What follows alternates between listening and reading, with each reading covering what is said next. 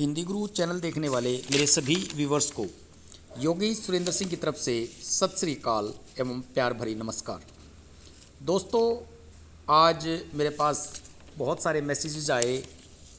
किसी चैनल पे एक जो MHRD की SLP है उसके संबंध में काफ़ी कुछ बोला गया, उसके पॉइंट्स क्लियर किए गए और उन पॉइंट्स के बारे में डिटेल से बताया गया। तो मेरे पास ये आग्रह आया कि मैं उन पॉइंट्स के बारे में कुछ आपको क्लियरेंस दूं BSTC के संबंध में। तो दोस्तों, पहली बात तो मैं आपको एक बात बता देता हूं कि जो MHRD की SLP है वो NCTE रूल 2018 के फेवर में है, ये हम सब जानते हैं। परंतु शायद हम में से एक कम लोग जानते हैं कि ये जो MHRD की SLP है ये 418 पेज की है और 418 पेज में कुल टोटल 20 पॉइंट रखे हैं MHRD ने और उन्हीं 20 पॉइंटों को एक्सप्लेन कर करके उसको 418 पेज की बना दिया है। तो इसलिए जो किसी चैनल पे MHRD के जो ये SLP है उसको B.Ed के फेवर में बहुत स्ट्रॉन्ग बताया। और मैं ये तो अब सब जानते हैं कि MHRD B.Ed के फेवर में ही आई है, NCT के रूल को बचाने के लिए ही आई है। और मैं इस विषय में आपके साथ कुछ बातें साझा करूंगा, कुछ बातें शेयर करूंगा।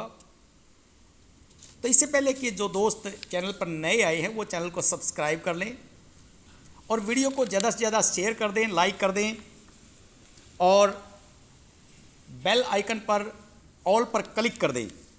तो मैं मेन पॉइंट्स जो इसके SLP के हैं वो आपके सामने शेयर करूंगा। क्या MHRD ने कहा है, किन मुद्दों को MHRD ने NCT के फेवर में उठाया है। सबसे पहला जो मुद्दा MHRD ने उठाया है अपनी SLP में, उनका कहना यह है कि स्टेट NCT के अनुसार भर्ती करने को बाध्य है। ये कहना है MHRD का। मैं इस बात से कतई इत्तिफाक नहीं रखता, बिल्कुल भी सहमत नहीं हूं। अब आप कहेंगे जब ये मामला सुप्रीम कोर्ट में है और बड़े बड़े वकील लड़ रहे हैं तो आपके इत्तिफाक ना इत्तिफाक होने से क्या फ़र्क पड़ता है। तो दोस्तों, मैं आपको एक बात बता देता हूं कि NCT का क्वालिफिकेशन निर्धारित करना तो अधिकार है और स्टेट्स का या एम्प्लॉयर का उसका लिए बाध्य होना भी सही बनता है, लेकिन एक मिनिमम क्वालिफिकेशन निर्धारित कर सकती है NCT, एडवाइस दे सकती है, बाध्य नहीं कर सकती। और मिनिमम क्वालिफिकेशन पर रिक्रूट करना राज्य और एम्प्लॉयर का काम होता है, न कि NCT का। NCT फोर्स नहीं कर सकती किसी को भी। और मैं आपको एक बात बता दूं कि MHRD ने जो अपनी SLP लगाई है उस SLP में एक रूल है सेक्शन 29C, जिस रूल का अपनी पूरी SLP के 418 में से लगभग 300 पेज पे डिस्क्रिप्शन दिया है। अपनी पूरी की पूरी SLP को उन्होंने इस रूल सेक्शन 29 के अनुसार लिखा, अनुसार सेटअप किया है, अनुसार फ्रेम किया है। उनका कहना यह है कि सेक्शन 29 का वायलेशन हुआ है और सेक्शन 29 जो कुछ कहता है, जो राजस्थान जोधपुर हाई कोर्ट है उसने इस सेक्शन 29 को सही ढंग से इंटरप्रेट नहीं किया, इसलिए ETT के BSTC के फेवर में निर्णय दिया है। यदि कोर्ट इसको सही ढंग से इंटरप्रेट करता तो ऐसा नहीं होता। मैं आपको बता देता हूं कि ये जिस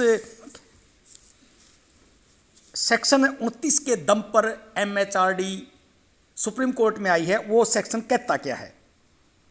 वो सेक्शन ये कहता है कि एनसीटीई एक स्टैट्यूटरी बॉडी है, वैधानिक बॉडी है, और उसके पास एक्सपर्ट कमेटी होती है, और वो एक्सपर्ट कमेटी जो एडवाइस देती है वो एडवाइस हर स्टेट पर लागू होता है और वो उसके लिए बाध्य है।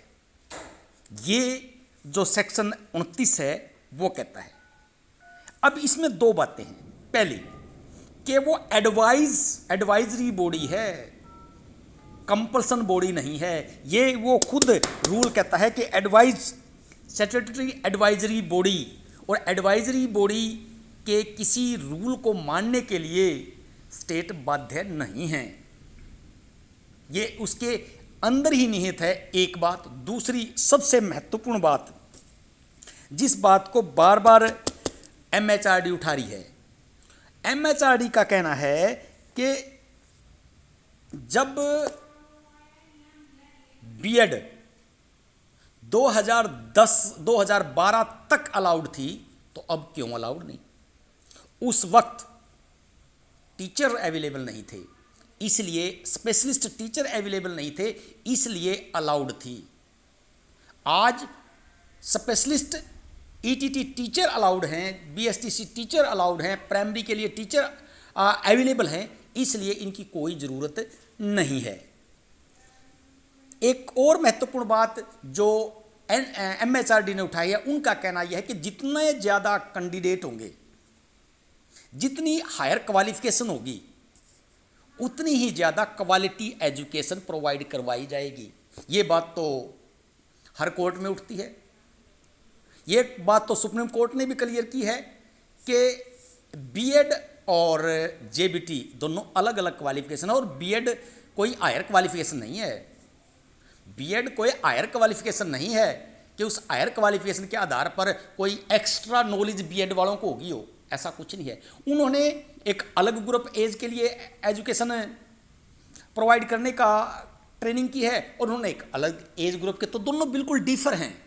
जब दोनों डिफर हैं तो फिर ये तो मुद्दा ही नहीं उठता, बिल्कुल भी ये मुद्दा नहीं उठता कि दोनों क्वालिटी एजुकेशन के लिए एक कम्पिटिटिव और क्वालिटी एजुकेशन के लिए क्वालिटी एजुकेटर उपलब्ध होंगे, और उनमें से स्टेट के लिए चुनना आसान होगा। तो ये तो स्टेट पे छोड़ देना ये बात।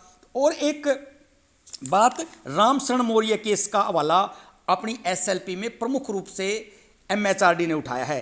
रामशरण केस में ये कहा है सुप्रीम कोर्ट ने कि सेंटर के जब कंक्रीट लिस्ट का विषय है, समवर्ती सूची का विषय है, तो उस केस में कहा है कि सेंटर के रूल स्टेट को मानने पड़ेंगे, और यहाँ स्टेट इस रूल को मानने से इनकार, तो मैं क्या कह रहा हूँ कि स्टेट तो इस रूल को मानने से इनकार ही नहीं कर रही। मैं सुप्रीम कोर्ट के इस फैसले के पक्ष में जाता हूँ कि स्टेट जो है सेंटर का रूल मानने के लिए बाध्य है, बिल्कुल ठीक। लेकिन कोई भी स्टेट, राजस्थान गवर्नमेंट तो इस रूल को मानने से इनकार ही नहीं कर रही। राजस्थान गवर्नमेंट का तो कहना यह है कि ये रूल ही गलत है, और हाई कोर्ट ने ये नहीं कहा कि इस रूल जो एनसीटी है वो सुप्रीम बॉडी नहीं है। राजस्थान हाई कोर्ट ने तो ये कहा कि एनसीटी ने जो रूल बनाया है वो रूल ही गलत है। जब रूल ही गलत है तो उसके लागू होने का, चाहे कितनी बड़ी सुप्रीम बॉडी हो, तो उस रूल को लागू होने का सवाल ही पैदा कहाँ होता है। ये बात है। और एक और महत्वपूर्ण बात जो एमएचआरडी ने उठाई है, उन्होंने आखिरी चांस लिया है। इन सारी बात कहने के बाद एक और आखिरी चांस लिया है। और आखिरी चांस कैसा? जैसा 2364 में लिया गया था। उनका कहना यह है कि रूल 2010 2SCC 637, इस रूल के तहत रिक्रूटमेंट होनी चाहिए, और जो एडवर्टाइजमेंट है वो भी इसी रूल के तहत होनी चाहिए। लेकिन राजस्थान गवर्नमेंट ने जो एडवर्टाइजमेंट है इस रूल के तहत नहीं की, इसलिए भर्ती एडवर्टाइजमेंट पे डिपेंड नहीं होती, रूल पे डिपेंड होती, इसलिए इस भर्ती को खारिज किया जाए। ये डिमांड MHRD ने की है। अब जब जिस रूल की ये बात कर रहे हैं वो रूल बाकी रूल तो सारे फॉलो किए हैं स्टेट ने, एक 2018 वाला रूल फॉलो नहीं किया। तो जब वो रूल ही गलत है, वो एक्सपर्ट कमेटी ही नहीं बैठी, तो ये तो एक समूह, एक गिरोह बन गया गलत को सही करने का। मैं आपको फैक्ट वाइज बता रहा हूं कि यहां क्या हो रहा है। उसके बाद एक और है, मैंने अभी बता दिया कि पटिशनर्स के जो चांस हैं वो नैरो होते हैं, कि जो केस करने वाले हैं उनके चांस कम हो जाएंगे। क्यों हो जाएंगे भाई? वो तो ग्रेजुएट लोग हैं, वो तो IAS बन सकते हैं, IPS बन सकते हैं, CGL जा सकते हैं, कहीं भी जा सकते हैं। उनके चांस नैरो कैसे हो जाएंगे? चांस नैरो तो उस कैंडिडेट के हो जाएंगे जो +2 करके केवल ETT को ही अपना कैरियर बनाता है, उसके पास और जाने के लिए कहीं ऑप्शन है ही नहीं। तो चांस नैरो जो कंपिटेटर के पटिशनर के होंगे या BSTC और ETT वालों के, कोई MHRD से पूछे। तो ये जो जितनी बातें MHRD ने कही हैं, वहाँ इनके जो BSTC के वकील हैं इन सब की धज्जियाँ उड़ा देंगे। मेरा को जहाँ तक लगता है, एक सबसे बड़ा MHRD ने पॉइंट उठाया है कि हाईकोर्ट इस बात को समझने में फेल रहा, क्या NCT एक वैधानिक एक्सपर्ट बॉडी है। अब हम भी मानते हैं बिल्कुल NCT एक स्टैट्यूटरी बॉडी है, और स्टैट्यूटरी बॉडी जो नियम रूल बनाती है वो रूल बिल्कुल सही और ऑथेंटिक होता है, उस रूल को चैलेंज नहीं किया जा सकता। और वो रूल उसके जो अंडर में जो भी जिस काम के लिए वो बनाई गई है सब पर लागू होते हैं और वो कंपल्सन होता है। लेकिन यहाँ जो बात है वहाँ एक्सपर्ट कमेटी थी कहाँ 2018 का रूल बनाने में? वो तो केवल एक सरकार की रिकमेंडेशन आई, सरकार की रिकमेंडेशन पे NCT भाग ली, और NCT ने भाग के फटाक दे अपने उसमें अमेंडमेंट की और चलो लगा लो। ऐसा थोड़ा होता है, एक प्रोसेस होता है, उस प्रोसेस को फॉलो किया जाता है। और क्या NCT ने उस प्रोसेस को फॉलो किया? यदि उस प्रोसेस को वो फॉलो करती तो जोधपुर हाई कोर्ट में उनका जो रूल 2018 का वैसी क्यों होता, ये बात। और आखिरी बात, जो सबसे आखिर में MHRD ने पॉइंट रखा है कि ह्यूमन राइट, ह्यूमैनिटी, मानवता का ख्याल रखा जाए बीएड को अलाउ करके या किसी को किसी का अधिकार देके, तो उसमें मानवता का कोई बात ही नहीं। मानवता की बात तो तब आती जब बीएड लग रहे होते और ETT वाले उनको हटवाते। यहाँ तो ETT वाले लगे हुए हैं और बीएड वाले उनको बाहर निकलवा रहे हैं, तो यहाँ मानवता का तो कोई क्वेश्चन ही नहीं उठता। यदि वो जॉब में होते और फिर उनको निकलवाया जाता तो ये तो मानवता के खिलाफ था, मैं भी इसके पक्ष में नहीं हूँ। लेकिन यहाँ मानवता का तो कोई प्रश्न ही नहीं उठता कि जो बीएड कैंडिडेट मेरिट में हैं। अब एक बात और, कितने बीएड कैंडिडेट मेरिट में हैं? जब बीएड को अलाउ ही नहीं किया तो मेरिट का प्रश्न ही कहाँ उठता है? तो ये उन्होंने अपनी SLP में लगाया है। ये ऐसे उन्होंने मुद्दे उठाए हैं जिनका कोई ना सिर और ना पैर, 418 पेज बना दिए। अब MHRD ने जो एडवर्टाइजमेंट रूल मैंने बता दिया, उसमें कुछ नहीं है, बार बार वही बातें इन्होंने रिपीट कर रखी हैं।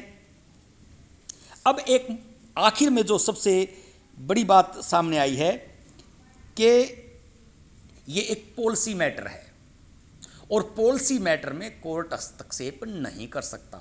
ये एक पॉइंट है जिस पर कोर्ट को विचार करना है, जिस पर BSTC के वकीलों को जवाब देना है। ये एक मैटर है, ये एक विषय, बाकी तो कोई विषय ही नहीं कि पॉलिसी मैटर है। और यहाँ भी उसने 29 NCT एक्ट 1993 का हवाला दिया है, वही बार एक्ट 29 का हवाला वो दे रही है कि ये पॉलिसी मैटर है और ये एक स्टैट्यूटरी बॉडी है और ये इसको मानना पड़ेगा, और ये इस तरह की बातें बार MHRD कह रही है। अब MHRD के वकील कहाँ थे या किसने उसको 418 पेज में क्या लिख दिया, मेरे को तो कुछ समझ नहीं आ रहा इसमें। अब एक और बात जो मैंने आपको पहले बता दी वही बार रिपीट कर रहे हैं कि इससे क्या होगा, क्वालिटी एजुकेशन पैदा होगी। यदि हायर क्वालिफिकेशन के बंदे कंपटीशन में आएंगे और सेलेक्ट होकर आएंगे तो जो जिनको ट्रेनिंग दी उस काम के लिए स्पेशल, क्या वो जिनको इस काम के लिए स्पेशल ट्रेनिंग दी गई ईटीटी, बीएसटीसी, डीएड को, वो एलिजिबल वाया वे योग्य नहीं है? वो ज़्यादा बेटर पढ़ाएंगे तो इसमें क्वालिटी वो ज़्यादा पैदा करेंगे या वो ज़्यादा पैदा करेंगे? और आखिरी बात कि जो एमएचआरडी ने कही है, उन्होंने कहा है कि हमारी मीटिंग हो चुकी है किस किस की, एनसीटी की, एमएचआरडी की और केवीएस की। हम अब जितने टीचर लगे हुए हैं बीएड जेबीटी की पोस्ट पर, उन सब के लिए एक ब्रिज कोर्स शुरू करेंगे और सबको ब्रिज कोर्स करवाएंगे। बिल्कुल ठीक बात है, आप करवा दें तो करवा देंगे तब वो एलिजिबल हो जाएंगे। जब करवाएंगे तभी तो एलिजिबल होएंगे ना। आप करवा दें तब शुरू कर दें, और जो शुरू कर देगा वो जेबीटी के एलिजिबल हो जाएगा और वो नेक्स्ट जो रिक्रूटमेंट है उसमें आ जाएगा। तो इस बात का अब यहाँ उठाने का क्या उचित है, आज तक क्यों नहीं किया? तो दोस्तों ये बातें थी, इसके अलावा भी और बहुत सारी बातें हैं, पर उन बातों का यहाँ जिक्र करना कोई ज़्यादा मैं उचित नहीं समझता। फिर भी कोई क्वेरी है तो आप पूछ सकते हैं, मैं उस पर जवाब जरूर दूंगा। तो वीडियो बड़ी हो जाएगी, अदरवाइज मेरे पास कहने के लिए इसमें बहुत कुछ है। तो दोस्तों इतनी ही बात थी, मेन जो बातें हैं मैंने आपको बता दी। अगर कोई मेरे से छूट गई होगी तो मैं कह नहीं सकता, लेकिन मेन बातें यही थी। Thank you.